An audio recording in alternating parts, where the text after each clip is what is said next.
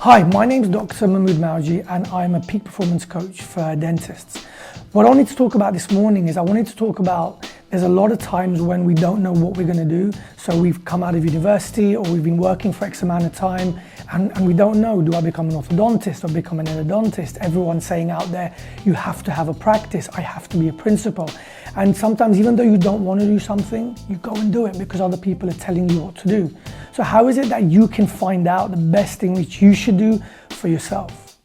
So the biggest gift that I feel you could have as a dentist, as a person, is self-awareness. We're understanding what you're good at and what you're not good at. And what you want to do is, a lot of people out there say, focus on what you're not good at, focus on your weaknesses and get your weaknesses better. But no, focus on your strengths. And when you focus on your strengths, you become flipping phenomenal. There was a study done recently with a lot of the kind of uber successful people around the world. And it was asked of them, what would you concentrate on? And the answer was that if you concentrate on what you're bad at, you'll only become okay. If you concentrate on what you're okay at, you'll become good. But if you concentrate on what you're good at, you become phenomenal. You become brilliant at what you do. So take a look inside the profession right now and see what is it that you love to do the most. If you love to do endo, then go for it with everything you have. If you love to do ortho, then go with that. Find what you love to do, but don't just buy a practice because everyone else does it. Do it because it's what really, really turns you on.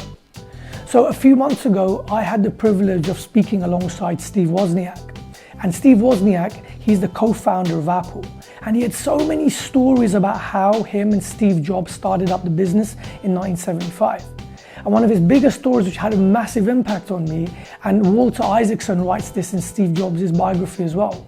He says that Wozniak comes up to Steve Jobs. He says to Steve Jobs, what is it that you do?